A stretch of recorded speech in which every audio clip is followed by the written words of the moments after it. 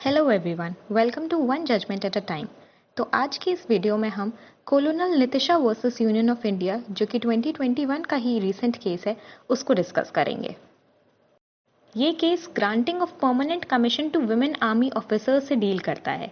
अब जो ग्रांट करी गई थी ये परमानेंट कमीशन, ये ग्रांट की गई थी secretary ministry of defence versus Babita Punia case के द्वारा, जो कि लास्ट ईयर 2020 का केस है। अगर आप चाहते हैं कि मैं उस केस के ऊपर भी एक वीडियो बनाऊं तो आप मुझे कमेंट करके बता सकते हैं।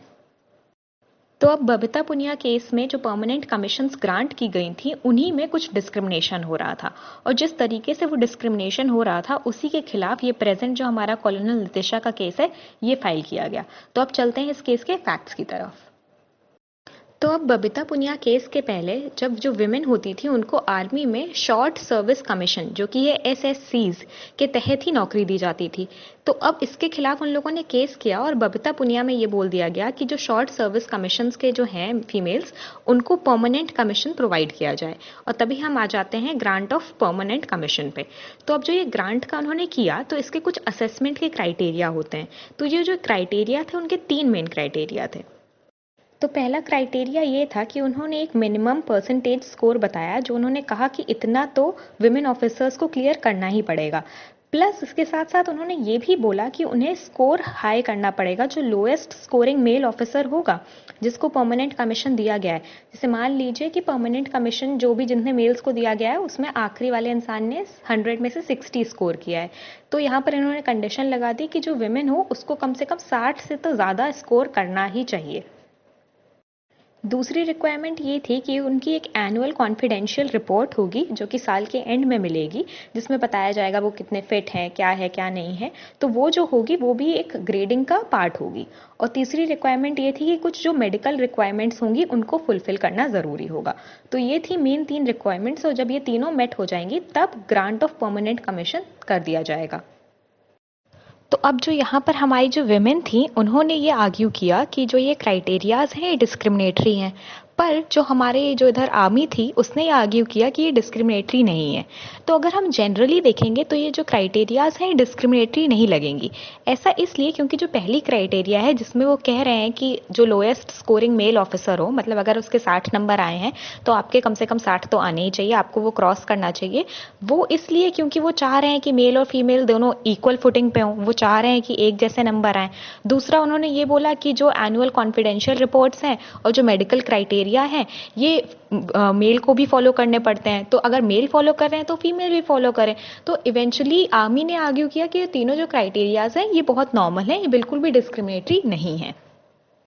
बट विमेन ने आर्ग्यू किया कि एक्चुअली में अगर हम हर एक क्राइटेरिया को डीप में देखेंगे तो हमें पता चलेगा ये कि बेहद ही डिस्क्रिमिनेटरी हैं।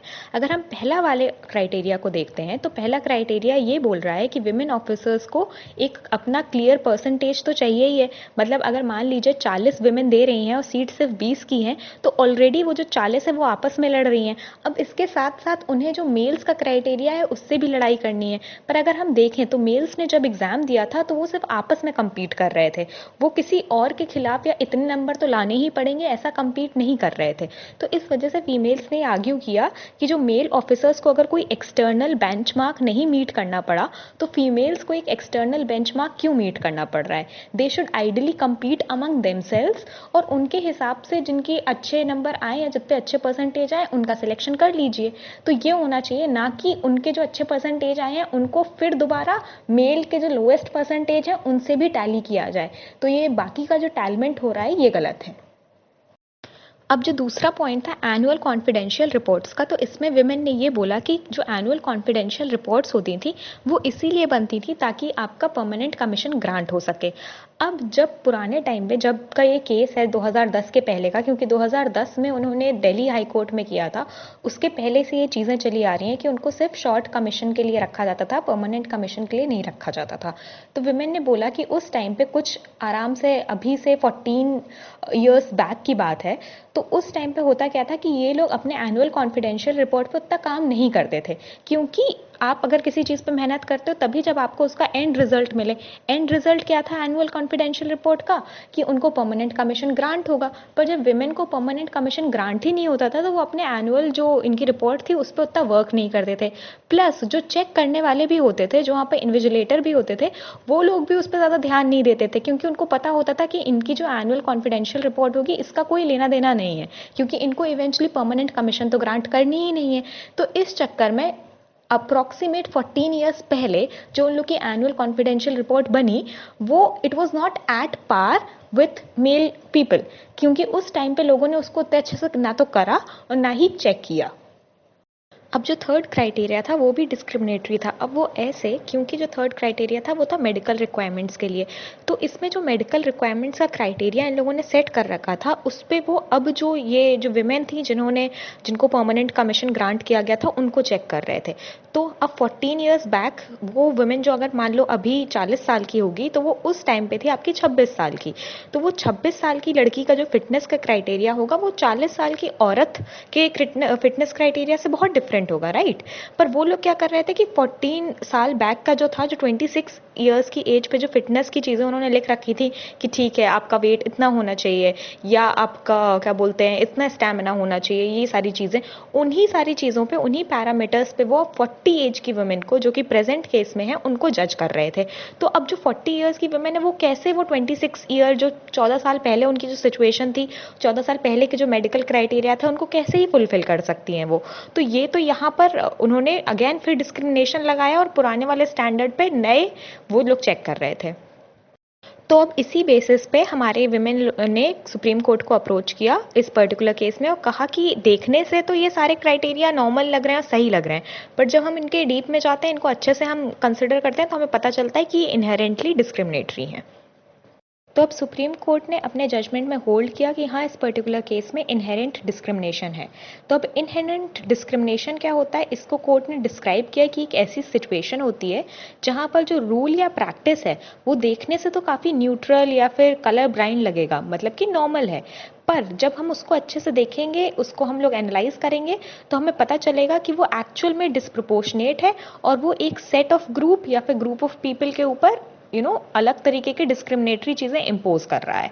तो इस वजह से कोर्ट ने कहा कि जहां पर भी इनडायरेक्ट डिस्क्रिमिनेशन होगा, वो सारी चीज़ें जो हमारे कॉन्स्टिट्यूशन के अंदर इक्वालिटी का प्रोविजन दिया गया है उसके खिलाफ जाएंगी। और क्योंकि प्रेजेंट केस में भी इनडायरेक्ट डिस्क्रिमिनेशन हो रहा है, therefore it is against the constitutional जो प्रिंसिपल है हमारा राइट टू इक्वालिटी, उसके अगेंस्ट है।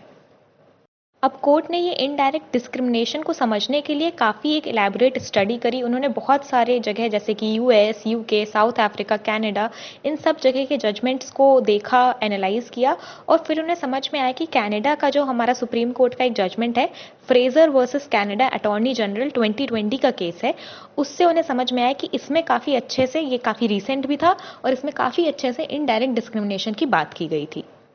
तो उसी केस से 2 स्टेप टेस्ट था। फ्रेजर केस में 2 स्टेप टेस्ट बताए गए थे डिस्क्रिमिनेशन को डिटरमाइन करने का।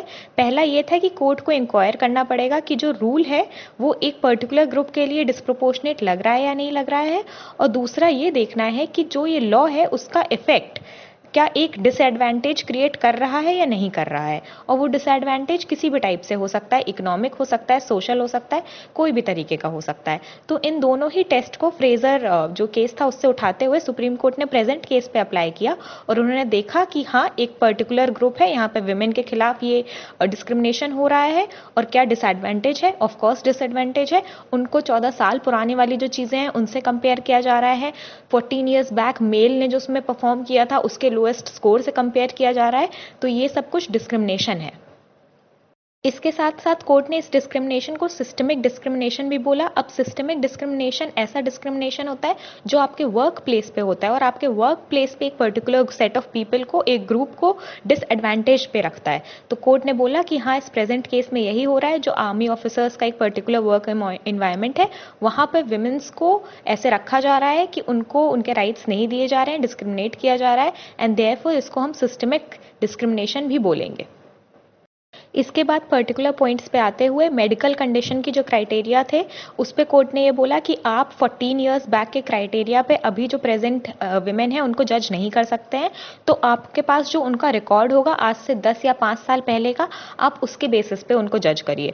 तो कोर्ट ने यही बोला कि जो पुराना क्राइटेरिया, जो पुराना रिकॉर्ड आपके पास है जब वो सर्विस में थी, उसको आप अप्लाई करेंगे और अभी प्रेजेंट वाला कोई भी उस पर जो क्राइटेरिया है उसको अप्लाई नहीं करेंगे।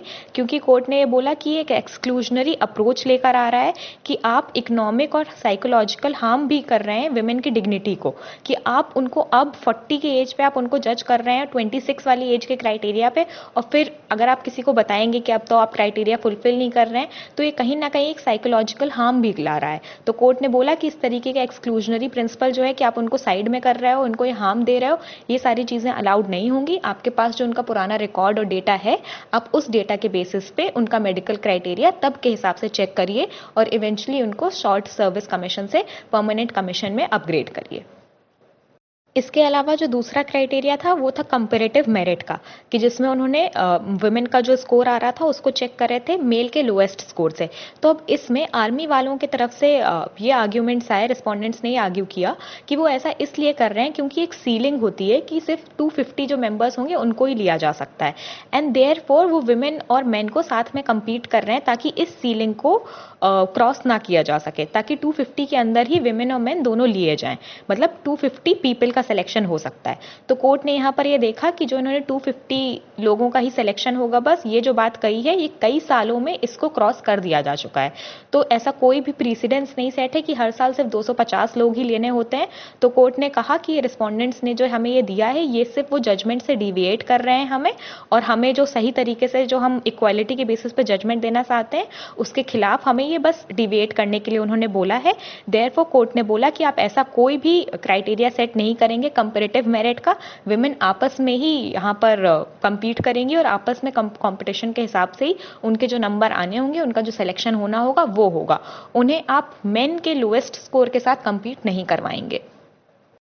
तो इस केस में फाइनली कोर्ट ने यही बोला कि विमेन के ऊपर जो ये इनडायरेक्ट डिस्क्रिमिनेशन किया जा रहा है ये गलत है, और उनका जो पुराना रिकॉर्ड है 5 से या 10 साल पुराना जो रिकॉर्ड है उसके बेसिस पे आप उनको जज करिए, मेडिकल फिटनेस देखिए और इवेंचुअली उनको प्रमोट करिए परमानेंट कमीशन पे। तो अब ये केस हमारे लिए इसलिए इम्पॉर्टेंट हो जाता है क्योंकि ये पहला ऐसा केस है जहां पर सुप्रीम कोर्ट ने कैटेगोरिकली इनडायरेक्ट डिस्क्रिमिनेशन को देखा है, उसके बारे में स्टडी किया है, सारी और अलग अलग ज्यूरिस्प्रूडेंस मतलब सारी कंट्रीज के केसेस को देखा है, एंड फाइनली एक टेस्ट ले डाउन किया है कि किस तरीके से हम इनडायरेक्ट डिस्क्रिमिनेशन को जज कर सकते हैं। तो यही थी हमारी आज की वीडियो। अगर आपको आज की वीडियो अच्छी लगी हुई हो तो प्लीज़ इस वीडियो को लाइक करिएगा, अपने दोस्तों के साथ शेयर करिएगा और मेरे चैनल को सब्सक्राइब करना ना भूलें। Thank you.